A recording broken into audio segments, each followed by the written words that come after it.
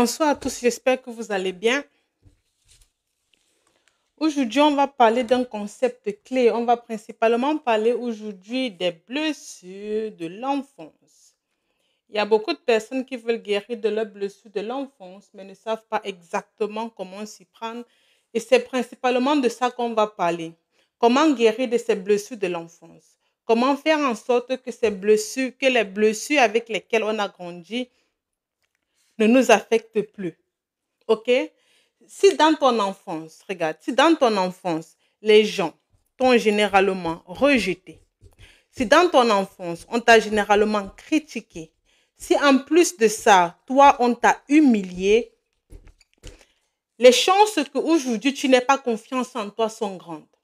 Et beaucoup de personnes ont grandi dans ce concept-ci. Et lorsque tu grandis dans un concept pareil, tu n'auras pas du tout, mais pas du tout confiance en toi. Et on va développer tout ça en profondeur. C'est capital que vous puissiez comprendre tout ça. OK? C'est vraiment capital. C'est capital. Lorsque dans ton enfance, tu as été rejeté, lorsque dans ton enfance, il y avait vraiment personne. Quand je dis personne, il y avait vraiment personne pour t'écouter, personne pour te consoler, personne pour te guider au quotidien. Tu vas te rendre compte qu'en grandissant, tu te sens généralement mal. Et c'est quelque chose qui touche massivement la plupart des gens et elles ne savent pas comment faire pour pouvoir se libérer de tout ça. Elles ne savent pas du tout. Pas du tout. Et ça affecte massivement la vie d'une personne. Si vous avez des questions, n'hésitez pas à balancer vos questions. Donc aujourd'hui, je vous donne principalement les astuces qui vont vous permettre de guérir de vos blessures émotionnelles. Peu importe la blessure qui vous impacte, que ce soit, ok? Peu importe la blessure qui vous impacte, généralement, je dis que vous devez retenir ça sous cette façon-ci. Ça fait 1, 2, 3, 4, 5. Ça veut dire sur la définition de trahir. Peu importe la blessure qui vous impacte, que ce soit la blessure du rejet, de la trahison, de l'humiliation, de l'abandon ou de l'injustice, aujourd'hui, je vous donne des solutions. Donc, n'hésitez pas à balancer vos questions en commentaire pour que je puisse mieux vous aider. Ça, c'est quelque chose que la plupart des gens ne comprennent pas. Je vais d'abord circonscrire le débat pour que vous puissiez comprendre. J'ai parlé de trahir. Ça fait T-R-A-H-I. OK? Et la plupart des gens vivent comme ça sans s'en rendre même compte. Hein. Elles vivent comme ça au quotidien, mais vraiment sans s'en rendre compte. Elles ne savent pas où elles vont, ce qu'elles veulent pour elles. Mais une chose est sûre, c'est que beaucoup de choses les affectent massivement. Beaucoup. Quand je dis beaucoup, c'est beaucoup. Et on va mettre tout ça en profond. Je vais vous expliquer comment tout ça fonctionne. OK? Lorsqu'une personne est impactée, déjà on va utiliser le T. Oh, pardon, désolé pour le bruit. Lorsqu'une personne est impactée par la blessure de la trahison, généralement, comment est-ce qu'elle se comporte? Lorsqu'une personne est impactée par la blessure de la trahison, généralement au quotidien, elle ne fait pas confiance aux gens. Non, non. Est-ce qu'il y a des gens parmi vous qui sont impactés par la blessure de la trahison? Vous allez vous en rendre compte qu'au quotidien, vous ne faites pas confiance aux gens. En plus du fait que vous ne faites pas confiance aux gens, en plus du fait que vous avez été impacté par la blessure de la trahison, T pour trahison, vous allez vous en rendre compte que vous, au quotidien, vous vous méfiez de tout le monde. Vous vous méfiez de tout le monde parce que vous en avez marre. Marre de ne pas être écouté, marre de subir les trahisons des autres. Du coup, au quotidien, il n'y a pas du tout la confiance. Il y a tout sauf la confiance. Généralement, vous vous méfiez. Et vu que vous vous méfiez des gens, vous n'arrivez pas à leur faire confiance. Par conséquent, vos relations de façon générale sont catastrophiques. Et vu que vous passez le temps à vous méfier des gens, votre cerveau est toujours en mode alerte.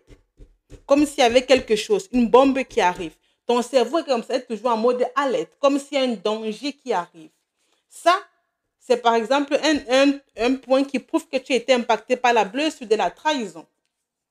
Ce qui prouve par exemple que tu as été impacté par la blessure du rejet, c'est qu'au quotidien, toi, sans t'en rendre compte, tu veux toujours avoir raison. Tu fais tout pour avoir raison, mais tu fais vraiment tout. Parfois même, tu sais que ce que les autres personnes disent sont vrai, mais comme tu as été constamment rejeté dans ton enfance, tu vas dire que ce que vous dites, c'est faux. Parce que toi, tu vas avoir raison. Généralement, les personnes qui ont vécu avec la blessure du rejet, elles passent beaucoup le temps à faire des reproches aux autres. Elles font beaucoup de reproches. Tellement de reproches aux autres. C'est un signe qui prouve que tu as vécu avec la blessure du rejet. Si vous avez des questions, n'hésitez pas à balancer vos questions. Hein. N'hésitez pas à balancer du tout vos questions. Donc, posez vos questions. Renseignez-moi en commentaire. Est-ce qu'on m'écoute bien? Dites-moi en commentaire, s'il vous plaît, si on m'écoute bien. Est-ce qu'on m'écoute bien en commentaire? Dites-le moi, s'il vous plaît. Ça va me permettre de savoir si on m'écoute bien ou pas. OK? Super. Donc, si vous avez des questions, balancez vos questions. C'est avec plaisir. Et mon tableau, vous le voyez aussi bien, c'est ça? J'ai parlé de la trahison, du rejet, de l'abandon. Les personnes généralement qui ont vécu avec la blessure de l'abandon, elles ne croient pas en l'amour. Non, non, elles ne croient pas du tout. Elles ne croient pas en l'amour. Pourquoi? Parce qu'elle a été abandonnée, soit par son père, ou bien soit par sa mère. Et l'enfant généralement se dit, l'amour que je dois recevoir de mes parents est un amour inconditionnel. Si ma mère ou bien si mon père ont osé m'abandonner, qui d'autre est censé m'aimer plus que mes propres parents à moi? Du coup, c'est pour ça que généralement, les personnes qui ont vécu avec la blessure de l'abandon, automatiquement, elles ont de gros problèmes en amour. Et généralement, lorsqu'elles sont en amour, lorsqu'elles vivent des relations amoureuses, ou bien même amicales, peu importe, ou bien lorsqu'elles s'attachent aux gens, elles ont toujours l'impression que du jour au lendemain, l'autre va quitter, l'autre va partir, sans aucune raison valable. Et généralement, lorsqu'elles sont dans leur relation, lorsque tout va bien, elles trouvent qu'il y a un problème. Elles sont beaucoup plus à l'aise lorsque tout va mal. Pourquoi? Parce que dans leur tendre enfance, elles ont été habituées à n'être aimées presque pas par leur mère, presque pas par leur père. Elles ont été habituées à gérer les choses à elles tout seules. Elles ont été habituées à ce que le père ou bien la mère ne soit pas là pour elles. Et du coup, elles vont reproduire exactement les mêmes choses en amour. Mais définitivement, si ce que je dis vous intéresse, je vous invite à liker et à partager surtout. Et en plus, j'ai décidé de mettre ce tableau aussi parce que je me dis, en mettant le tableau aussi, ça va vous permettre vous de mieux comprendre davantage. OK? Donc, je ne sais pas vous aussi de me dire si quand j'écris, ça vous permet de mieux comprendre ce que je dis. Je vous ai dit que pour retenir facilement les blessures de l'enfance, vous devez considérer qu'il y a le mot trahi. Donc, on a parlé de la trahison, du rejet, de l'abandon. Maintenant, on va parler de l'humiliation. Les personnes généralement qui ont été humiliées lorsqu'elles grandissaient, humiliées peut-être soit par le père ou bien soit par leur mère, ce sont généralement des personnes qui, lorsqu'elles grandissent, vous savez ce qu'elles font? Vous savez, elles deviennent invisibles. Vous voyez le genre de personnes qui, lorsqu'elles marchent, c'est comme si elles veulent entrer dans le mur, non? Voilà, moi j'étais comme ça avant. Ça veut dire qu'elles ont été beaucoup humiliées. Dans humiliation, qu'est-ce qu'on met? Dans humiliation, il y a le mot reproche. Hein. Lorsque tu fais des reproches exagérés et démesurés à un enfant, par exemple, tu lui dis, ah mais toi tu es nul. Limite, tu es en train d'humilier cet enfant-là. Et il y a plusieurs façons de faire des reproches constructifs. Mais lorsque, par exemple, tu dis à un enfant, mais toi, tu es nul, tu ne sais à rien, tu es en train de l'humilier. Et quand tu dis à un enfant que tu es nul, la seule chose que cet enfant comprend, c'est que moi, je ne sais à rien. Du coup, lorsqu'il grandit, il se fait invisible. Automatiquement, il se fait invisible. Même lorsqu'il est dans un groupe de personnes, H, c'est pour humiliation. Du coup, on va dire que te voici. OK? Je vais te mettre avec les cônes pour dire que c'est toi. Et par conséquent, voici les autres. Tu vas te rendre compte que même lorsque tu es entouré des gens, toi, tu auras toujours l'impression que tu es invisible. Pourquoi? Parce qu'on t'a toujours dit que tu étais nul. On t'a toujours dit que tu ne servais à rien, que tu n'aurais pas dû naître. En fait, on t'a dit tellement de choses qui t'a toi massivement détruit. Et c'est principalement à cause de ça qu'aujourd'hui, tu te sens invisible. Est-ce que c'est clair pour tout le monde? Est-ce que vous aimez quand je schématise ça comme ça? Dites-le moi en commentaire. Les lives que je fais, c'est principalement pour vous. Et donc, si ça vous plaît comme ça, c'est que c'est génial. J'ai juste besoin d'avoir vos retours en commentaire. OK? Maintenant, j'ai parlé de la blessure, de la trahison, rejet, abandon, humiliation. Maintenant, on va parler de l'injustice.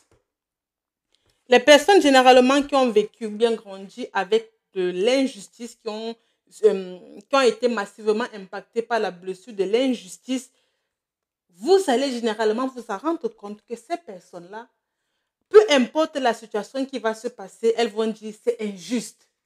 Non, ne vous inquiétez pas, ce sera toujours leur mot favori. À chaque fois, elles vont dire c'est injuste.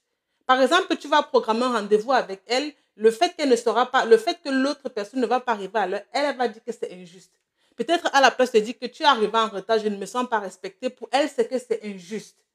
Peut-être vous avez fait les courses ensemble, tu ne l'as pas remis, c'est 1 centime. Elle va te dire que c'est injuste.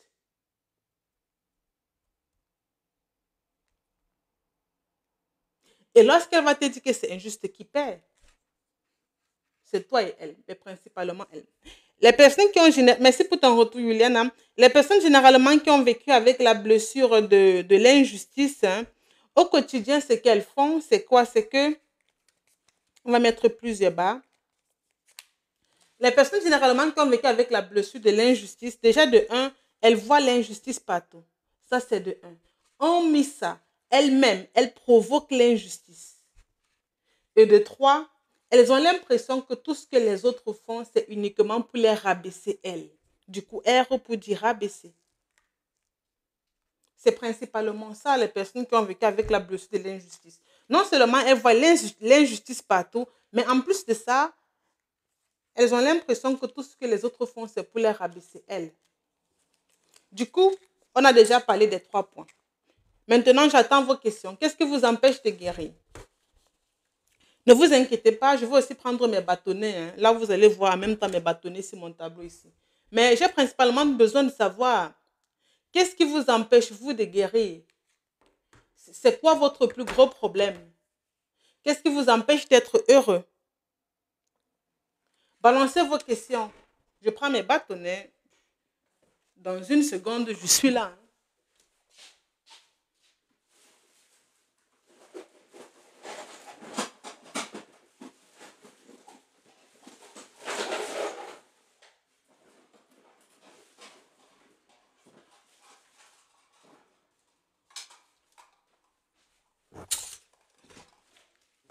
Ok.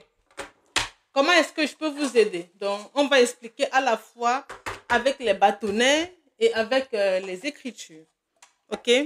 Donc, comment est-ce que je peux vous aider? Quelles sont les blessures qui vous impactent massivement au quotidien? Balancez vos questions. Je veux dire, si vous êtes là, c'est pour guérir, non?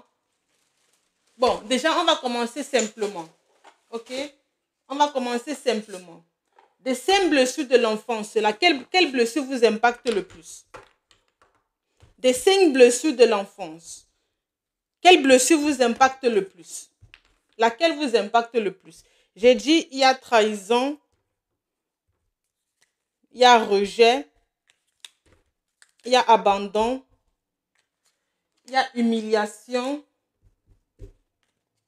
et il y a injustice. Je ne sais pas si on va bien voir. Oui, je suppose qu'on voit bien. Je suppose. Hein. Si vous ne voyez pas, je n'arrive pas à me détacher des avis des gens. Je ne me sens pas bien quand on m'ignore. Ok? Tu dis que tu n'arrives pas à te détacher des avis des gens et que lorsque les gens t'ignorent, tu ne te sens pas bien du tout. Déjà, dis-moi, Juliana, des 5 blessures, si tu as été impactée le plus par quelle? Trahison, rejet, abandon, humiliation ou injustice. Tu n'arrives pas à te détacher des avis des gens. Uniquement en écoutant ça, ça veut dire que tu es principalement influencé par la blessure du rejet. Dans ton cas, c'est principalement la blessure du rejet et la blessure de l'abandon. Principalement les deux. Donc, je vais mettre ça. Tu es principalement influencé par ces 2 blessures-ci, rejet et abandon. Tu n'arrives pas à te détacher des avis des gens. En d'autres termes, qu'est-ce que ça veut dire? Écoute bien. En d'autres termes, ça veut dire que lorsque tu étais petite, qu'est-ce que tu faisais généralement? Tu étais obligé d'être EX pour dire excessivement gentil.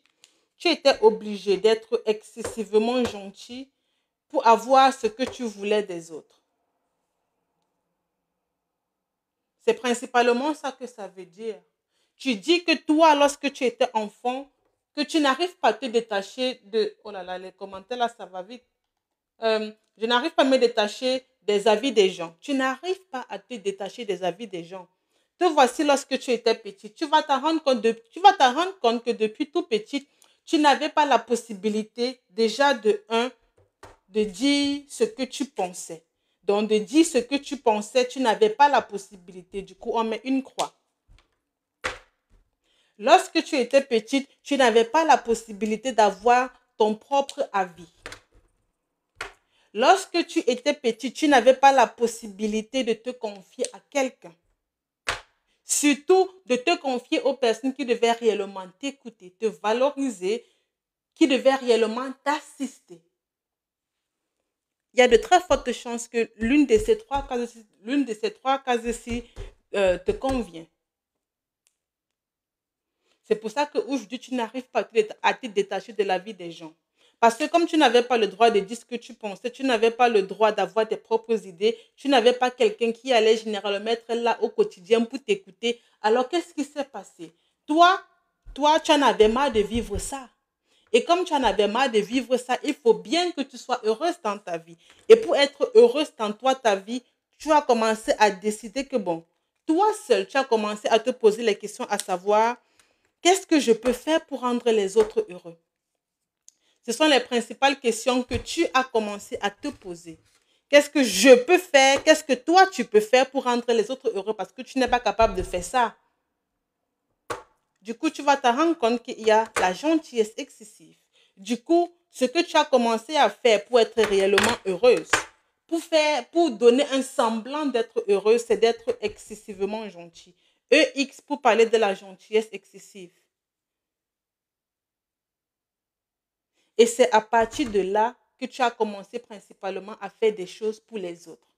Et tu as commencé à faire des choses pour les autres parce que lorsque tu étais enfant, personne ne t'écoutait. Ton avis ne comptait pas, ton opinion ne comptait pas. Et tu avais bien besoin de sentir que toi, tu es importante, que tu as de la valeur, que tu sers à quelque chose. Et comme tu ne recevais pas l'attention, l'amour, l'affection, la considération que tu recherchais, il faut bien que tu puisses t'apporter de l'amour. Et ta façon à toi de t'apporter de l'amour, de te sentir vivante, extraordinaire, merveilleuse, c'est de te dire que si je suis là pour aider les autres, alors forcément, les autres vont m'écouter, vont me laisser, vont me donner la possibilité d'exprimer ce que je ressens, ne vont pas me juger par rapport à mes propres pensées. C'est pour ça que toi, tu as développé la gentillesse excessive. Et c'est principalement pour ça que toi, tu n'arrives pas aujourd'hui à te détacher de la vie des gens. Parce que cette gentillesse excessive que tu as développée, c'était uniquement pour qu'on puisse t'aimer. C'était uniquement pour que les autres en retour puissent t'aimer. C'est pour ça qu'aujourd'hui, tu n'arrives pas à te détacher de la vie des gens.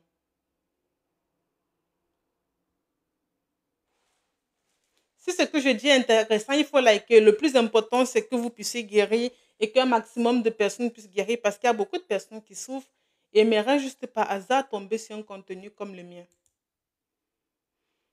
Tu vois ce que je veux dire? C'est pour ça qu'aujourd'hui, toi, tu n'arrives pas, regarde bien, toi, aujourd'hui, tu n'arrives pas à te détacher de la vie des autres. Mais avant ça, on va mettre une étape secondaire, hein. On va mettre une étape secondaire. Tu as développé cette gentillesse excessive, voilà, pour que les gens puissent t'aimer. Voilà. On va laisser ça comme ça. Est-ce que vous voyez bien? Vous voyez bien? Comme tu étais enfant, on t'a principalement rejeté ou abandonné, ou bien tu ne te sentais pas écouté, tu as donc dû développer la gentillesse excessive pour que les autres puissent t'apporter de l'amour. Du coup, on va mettre le cœur ici. Pour que les autres, pour que les personnes avec qui tu seras excessivement gentil puissent t'apporter de l'amour à toi. Et tu sais pourquoi ça ne fonctionne pas?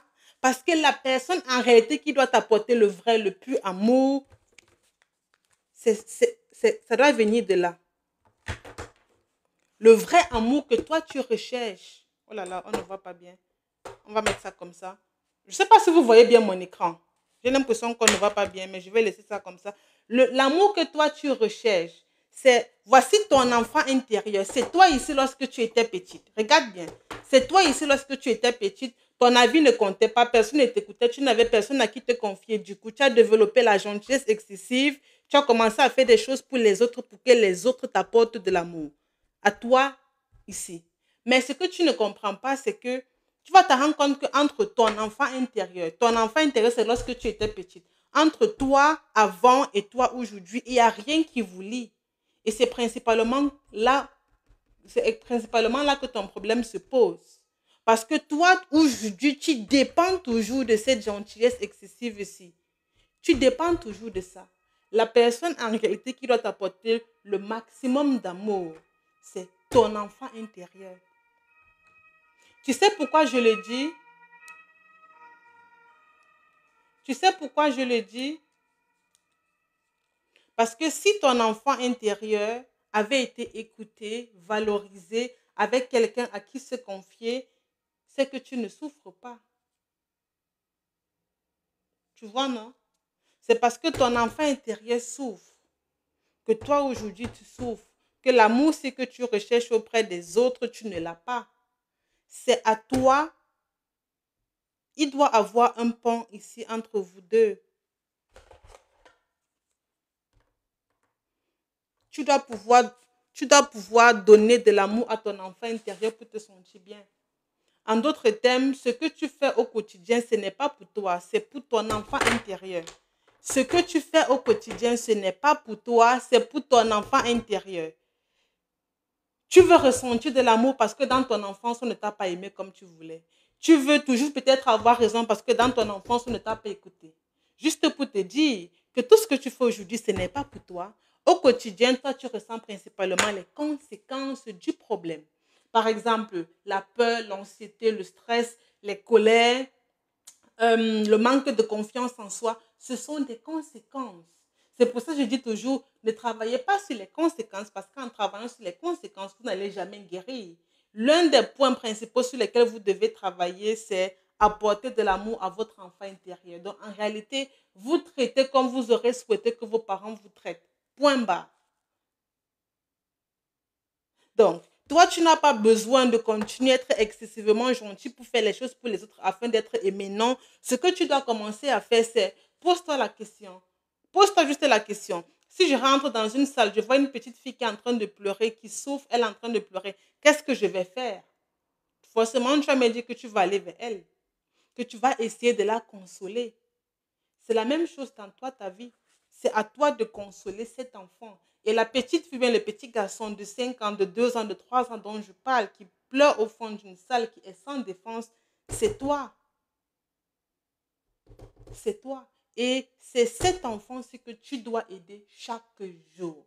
Tu dois aider cet enfant-ci chaque jour en l'assistant, en étant là pour elle. Par conséquent, lorsque toi, tu vas mal dans ta vie, ne fuis plus tes problèmes pour aller scroller sur les réseaux, pour aller montrer aux autres que tu vas bien. Non, c'est comme si tu entres dans la salle, tu vois, cet enfant est en train de pleurer, tu dis que, ah, comme tu pleures, moi je pars, il faut que j'aille payer ma nouvelle chaussure comme je vais aller au concert. Cet enfant, c'est toi. Donc, tu dois être présente là pour toi. Ce n'est pas les autres qui vont t'aimer, c'est à toi d'aimer cet enfant-ci. Parce que tu souffres parce que cet enfant-ci n'a pas été aimé. Donc, en d'autres termes, tu dois faire des choses que tu aimerais pour toi. Parce que à partir du moment où tu vas faire des choses que tu veux pour toi, t'inquiète pas, tu ne vas plus souffrir et ton enfant intérieur ne va plus jamais souffrir. Je ne sais pas si ce que j'explique est assez compréhensible pour vous. Hein. Est-ce que c'est compréhensible pour vous? Dites-le moi. J'ai besoin d'avoir vos retours. Est-ce que c'est OK pour vous? C'est compréhensible pour vous?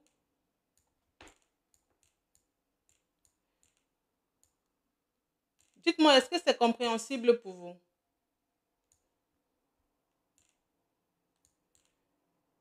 Non, non, je veux rendre ça. Ça, c'est ma tasse. Sous ce. Est-ce que c'est compréhensible pour vous?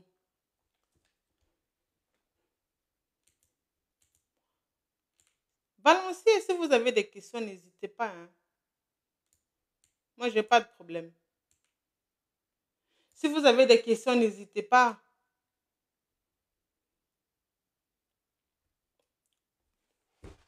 Balancez vos questions. Comment est-ce que je peux vous aider? Juliana, tu dis que tu comprends. Qu'est-ce que tu décides donc de faire si c'est que tu as compris? Ou bien, qu'est-ce que tu n'as pas bien compris? Ou bien, qu'est-ce que tu veux commencer à faire pour guérir de tes blessures de l'enfance? Hmm? Balancez vos questions, hein. Comment est-ce que je peux vous aider? Mais ce n'est pas toujours facile de faire ce qui est bien pour toi dans la vie d'adulte. Regarde, c'est un peu comme si tes parents peuvent littéralement te sortir la même chose, hein. Regarde, malgré les problèmes que tes parents avaient, tu aurais souhaité que tes parents mettent leurs problèmes de côté, leur vie peut-être qui était difficile de côté, pour se préoccuper principalement de toi. Tu aurais préféré cela. Tu vois, non? Donc, en d'autres termes, c'est que tu reprends les mêmes erreurs que tes parents ont fait avec toi. Ce n'est que ça. Et ce qui me fait mal dans l'histoire, c'est que ce sont vos enfants ou bien vos futurs enfants qui vont principalement souffrir de ça. C'est vrai que vous souffrez déjà de ça assez au quotidien, mais vos enfants. Bonsoir Lorient. Mais vos enfants, c'est eux qui vont principalement souffrir de tout ça. Tu dis ce n'est pas toujours facile de faire ce qui est important pour soi dans la vie d'adulte. Ok, c'est alors facile de souffrir. Tu dis ce n'est pas facile de faire ce qui est bien pour soi. Ok? Dans ta phrase, ça veut dire que tu es en train de dire en d'autres termes que je veux souffrir et je suis fière de souffrir. Tu sais, chaque personne a sa vie. Chaque personne a sa vie. Ce n'est pas aux autres de construire toi ton bonheur. Ce n'est pas comme ça que tu dois voir les choses. Te voici ici. Quand tu étais, oh là là, pourquoi mon dessin il est penché comme ça? Oh là là là là là là là là. Te voici ici, lorsque tu étais enfant, ok? Aujourd'hui, tu es adulte. Te voici là. L'une des choses principales que toi, tu dois comprendre, c'est ceci. C'est que ça, c'est ton enfant intérieur. Peut-être lorsque tu avais 5 ans, ou bien 3 ans, ou bien 2 ans, c'est peut-être principalement à cet âge-là que tu as souffert, ou bien 10 ans, peu importe. Aujourd'hui, c'est toi ici adulte, te diront que tu as même 26 ans, 60 ans, 54 ans, 45 ans, peu importe. Regarde, regarde bien. Toi, tu souffres aujourd'hui parce que cet enfant-ci n'a pas reçu de l'amour lorsqu'elle était petite. Toi, tu souffres aujourd'hui parce qu'on ne t'a pas écouté lorsque tu étais enfant. Tu souffres parce qu'on ne t'a pas apporté beaucoup d'amour, d'affection, de considération. Peut-être parfois on t'a fait extrêmement de reproches, ce qui a davantage détruit ta confiance en toi. Et du coup, comme on t'a fait beaucoup de reproches, tu te méfies aujourd'hui de beaucoup de personnes. Juste pour te faire comprendre que quoi? Écoute bien, toi, tu seras heureux dans ta vie uniquement si, écoute bien, uniquement si tu t'apportes à toi ce que tu n'as pas reçu enfant. Aussi longtemps que tu fais le contraire, t'inquiète pas, tu ne seras jamais heureux. Et ce n'est pas que c'est aux autres d'apporter des choses dans toi, ta vie. Non. C'est à toi, adulte, d'apporter de la connaissance, de l'amour, de l'affection, de beaucoup de choses à ton enfant intérieur, à cet enfant de 5 ans qui avait souffert, à toi lorsque tu étais petite. Quand tu avais par exemple 5 ans, 8 ans, 10 ans, tu souffrais énormément parce qu'on te privait de faire des choses, on ne t'écoutait pas. Du coup, si on ne t'écoutait pas, l'une des choses principales que tu dois commencer à faire, c'est apprendre à t'écouter toi. Lorsque tu vas mal, comment est-ce que tu aurais aimé que tes parents prennent soin de toi lorsque tu allais mal? Tu aurais forcément aimé qu'ils soient là, qu'ils s'asseyent à côté de toi, qu'ils t'écoutent, qu'ils qu'ils te prennent peut-être dans leurs bras. Tu aurais par exemple aimé qu'ils ne te grondent pas, qu'ils t'assistent, ok? Juste pour que tu aies la possibilité d'exprimer ce que tu avais exprimé. Tu aurais aimé ça. Alors, pourquoi lorsque toi, aujourd'hui, tu as des problèmes dans toi, ta vie, tu ne fais pas pareil? Pourquoi? Pose-toi la question. Tu dois te traiter exactement comme tu aurais aimé que tes parents te traitent. Ce n'est pas les autres qui vont t'apporter de l'amour. Tu fais des efforts pour toi, mais je rechute. Si tu fais des efforts pour toi, mais tu rechutes, ça veut principalement dire que toi, tu travailles sur les conséquences, hein. Je dis toujours ceci et je répète, on ne travaille pas sur les conséquences d'un problème, on travaille sur les causes d'un problème. La cause, c'est ici, c'est cet enfant-ci qui souffre. La cause, mais je ne sais pas, non, attendez, non, attendez. Je vais vous donner le secret que la plupart des coachs vous cachent, ok? Je vais écouter bien, ouvrez bien vos oreilles, écoutez. Ouh, c'est quel dessin ça même? Ça, c'est toi lorsque tu étais petite. Ça, c'est toi aujourd'hui lorsque tu es... On ne voit pas bien cette couleur. Du coup, le rouge, je le mets de côté, on ne le voit pas bien. Ça, c'est toi aujourd'hui lorsque tu es adulte.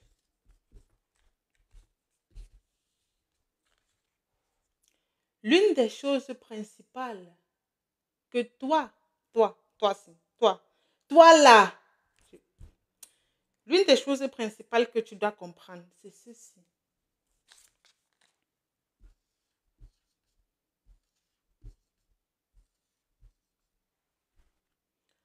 Aujourd'hui, la seule chose que toi tu ressens au quotidien, la seule chose, l'unique et la principale, tu ressens que les conséquences.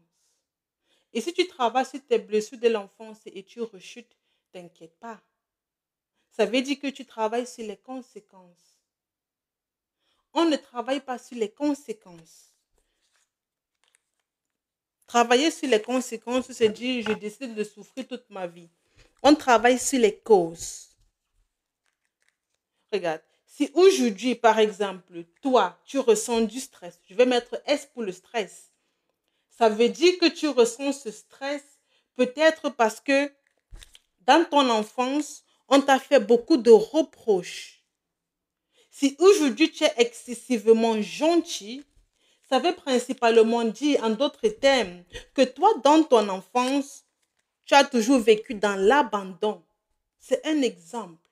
Du coup, l'erreur capitale que la plupart des gens font, c'est de se dire que, OK, il faut que je travaille sur comment gérer mon stress. Il faut que je travaille sur ma gentillesse. Donc, ça, c'est excessif. Ça veut dire gentillesse excessive. J'ai abrégé. Il faut peut-être que je travaille uniquement sur ma gentillesse excessive et c'est faux. Non, de grâce, ne le fais pas. Tu sais quoi? Que de faire ça, que de travailler sur les conséquences, que de travailler sur ton stress, sur ta gentillesse excessive. Mieux je sais pas quoi, tu fermes ton livre, tu passes sur YouTube, tu regardes les vidéos où on rit à haute voix. Tu ne vas pas regarder des vidéos banales. Mieux. Parce que minimum, après, tu ne vas pas déprimer. Minimum. Aussi longtemps que toi, tu vas travailler sur les conséquences du problème, tu iras toujours mal. En fait, tu vas faire des efforts. Chaque jour, tu vas travailler, mais tu auras l'impression que tu es sur place, tu n'avances pas. Et le fait d'avoir l'impression qu'on est sur place, qu'on n'avance pas, vous êtes mieux placé pour savoir à quel point ça démoralise, hein. Non, je suppose que vous êtes mieux placé parce que moi, j'ai souffert pendant 20 ans et je sais exactement ce que ça veut dire. Vous êtes mieux placé. On ne travaille pas sur les conséquences, on travaille sur les causes. Donc, dans ton cas, ce que tu dois faire, parce que tu m'as dit, je travaille sur mes blessures, mais je rechute. Non, travaille sur cet abandon. C'est à cause de l'abandon que aujourd'hui tu ressens le stress. C'est à cause de cet abandon, si par exemple que aujourd'hui tu es excessivement gentil ou bien que aujourd'hui tu as les crises de colère. C'est à cause de ce rejet, si par exemple que aujourd'hui tu ressens pour dire l'anxiété. C'est principalement à cause de ça. Et moi, je vous invite à liker si vous trouvez ce que je dis intéressant. Pas forcément pour moi, mais parce qu'il y a beaucoup de personnes qui aimeraient tomber sur un contenu comme ça pour guérir. Donc, juste liker, c'est la seule chose que je vous demande. Comment détecter la cause?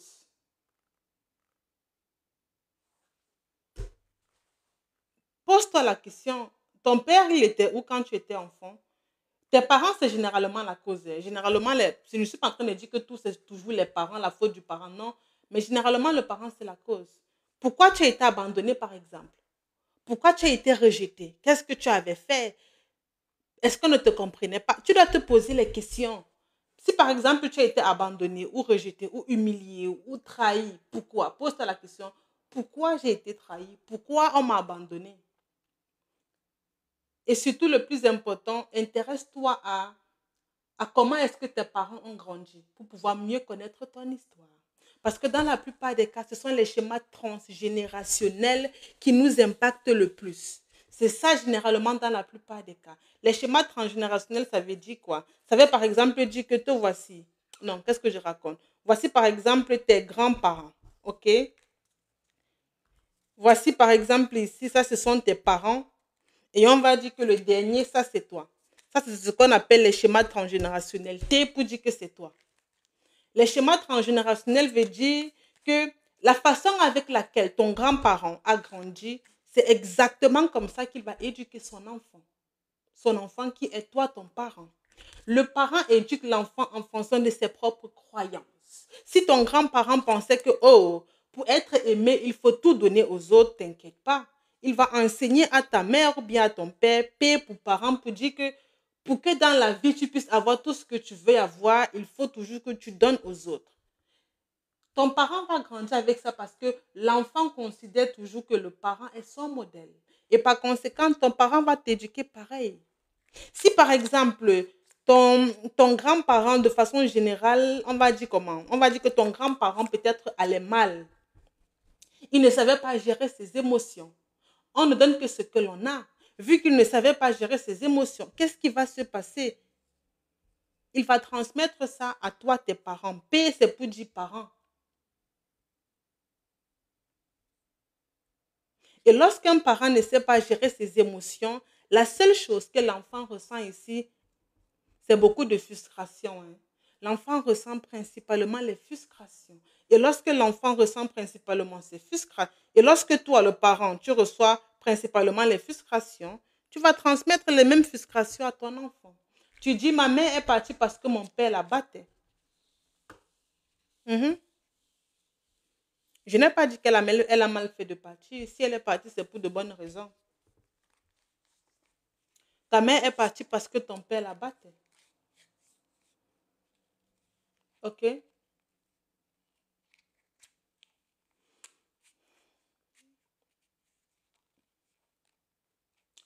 Ibrasa, j'espère que j'ai répondu à Ibrahim. C'est d'être Ibrahim. J'espère que j'ai répondu à ta question.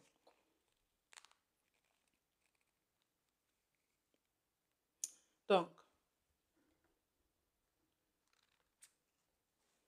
est-ce que c'est clair pour vous jusqu'ici?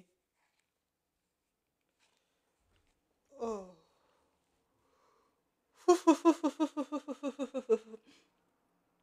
Elle n'est plus jamais venue nous voir. On va prendre ton exemple. Tu dis, si vous avez des questions, balancez en commentaire. Hein, je réponds. Il n'y a pas de souci. Tu dis, ma mère est partie parce que mon père la battait. OK? Et elle n'est plus jamais venue nous voir. Au travers de ta phrase, je comprends que l'une des blessures qui toi t'a principalement impacté, c'est la blessure du rejet et de l'abandon. Ce sont les deux qui t'ont principalement impacté. Peut-être aussi la trahison. Mhm. Rejet, pourquoi? Je vous explique pour que vous aussi dans votre vie, vous sachiez comment est-ce que j'examine souvent pour savoir pourquoi telle blessure. Parce que lorsqu'on connaît la blessure avec qui nous impacte, on guérit facilement. OK? Donc, tu as dit que ta mère est partie parce que ton père la battait, n'est plus jamais revenu vous voir. Toi, en tant qu'enfant, tu as principalement vécu avec le rejet. en te disant que si ma mère est partie, c'est vrai, elle est partie parce que mon père la battait, mais si elle n'est plus jamais revenue nous voir, ça veut tout simplement dire que je ne mérite pas l'amour. Je ne suis pas dans ta vie, Juliana, mais tu vas te rendre compte que toi, tu cours beaucoup après l'amour. Tu vas te rendre compte que tes relations, de façon générale, ne fonctionnent pas. Tu vas te rendre compte que c'est toujours à toi de faire les efforts pour que quelque chose puisse minimum fonctionner. La preuve, tu viens de dire oui.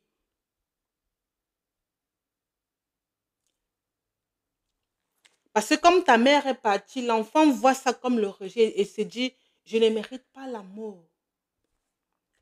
En plus de ça, du fait que ta mère est partie, du fait que ton père l'a battue, qu'elle n'est plus jamais revenue, tu t'es senti abandonné.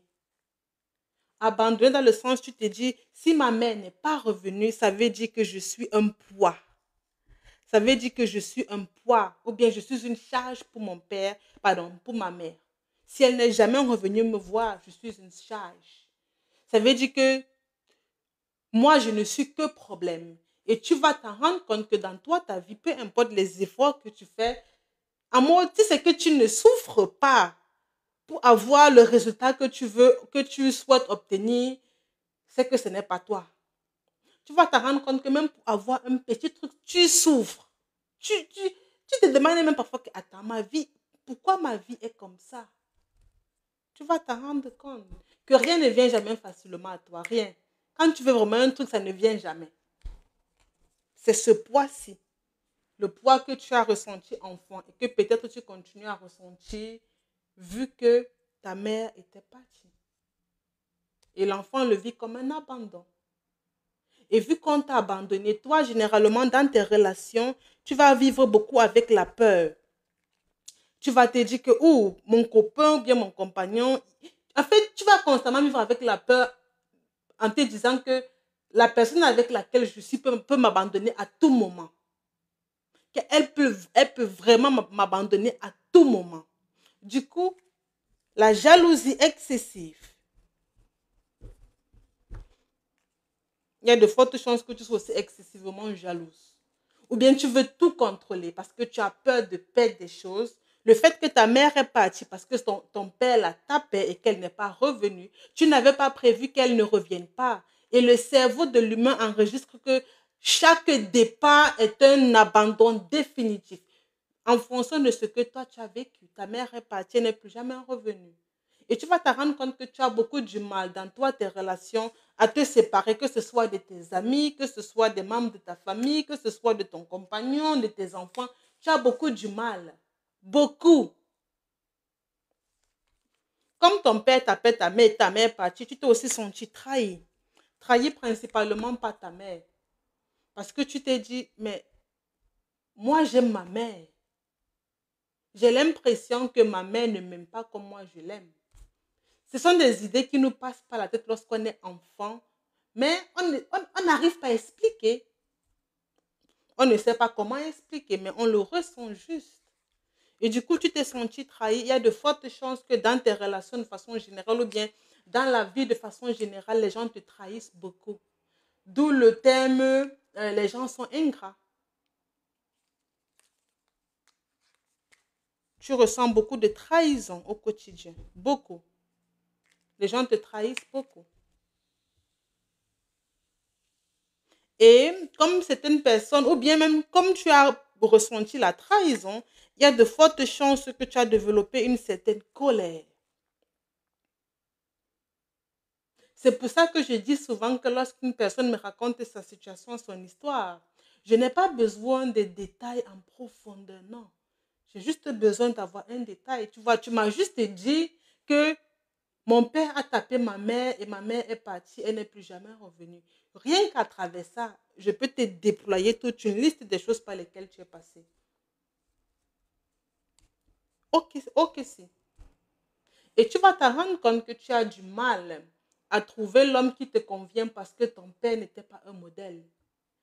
Soit tu vas attirer les hommes violents, oui, oui, vu que ton père était violent, bien est violent, pardon, soit tu vas attirer des hommes violents, soit tu vas attirer des hommes émotionnellement indisponibles.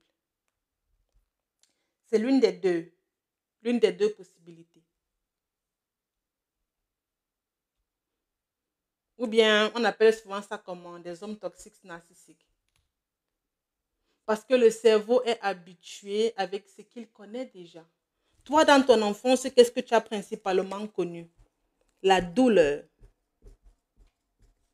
Du coup, ton cerveau est habitué à la douleur. Et la preuve, regardez, il vient d'écrire en commentaire, mon gars mignon tout le temps. Oh! Quand je vous dis dorénavant, comme je vous l'avais dit auparavant, dorénavant, ne m'appelez plus Gwen. Si vous m'appelez Gwen, vous mettez Gwen la légende. Je transforme tellement de vie. Je n'ai pas besoin qu'une personne me raconte sa situation dans les moindres détails pour que je puisse comprendre. Non. Vous voyez, elle-même, elle a dit, mon gars mignon tout le temps.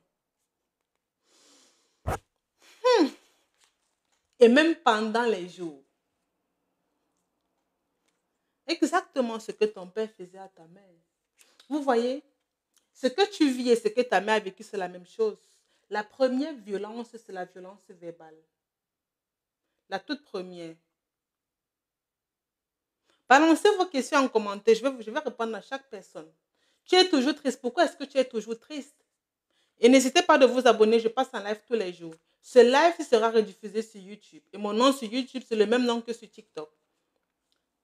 Pourquoi est-ce que tu es toujours triste? Je suis une génie. Hein? Dorénavant, vous m'appelez la légende. Et comme dans ton enfance, toi, tu dis que tu es toujours triste. Je vais analyser toute votre situation. Vous allez mieux comprendre.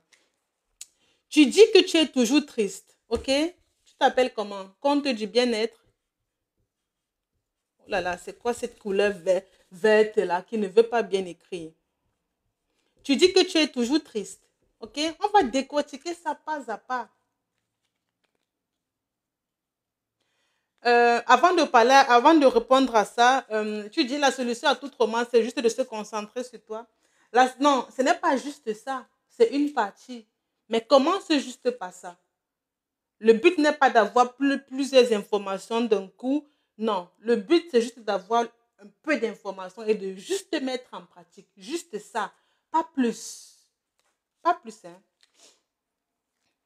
Tu as dit, je suis toujours triste. Dis-moi pourquoi tu es toujours triste. Généralement, on va développer, vous allez comprendre mieux pourquoi je dis que je suis une légende. Les personnes généralement qui sont toujours tristes, ok, automatiquement, elles ressentent toujours un vide.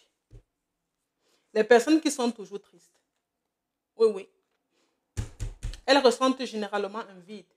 En plus de ça, les personnes qui sont toujours tristes, elles sont incomprises. Oui, oui.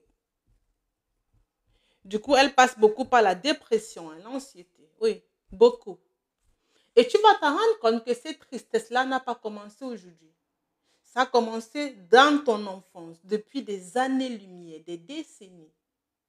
La tristesse que tu as aujourd'hui, c'est juste une continuité. Même toi, Juliana, qui a dit que ton père a quitté ta mère parce que ton père tapait ta mère, tu vas te rendre compte que depuis ton enfance, tu vis toujours presque les mêmes choses. Comme si, je sais pas, comme si tu n'avançais pas. Non, le but n'est pas de te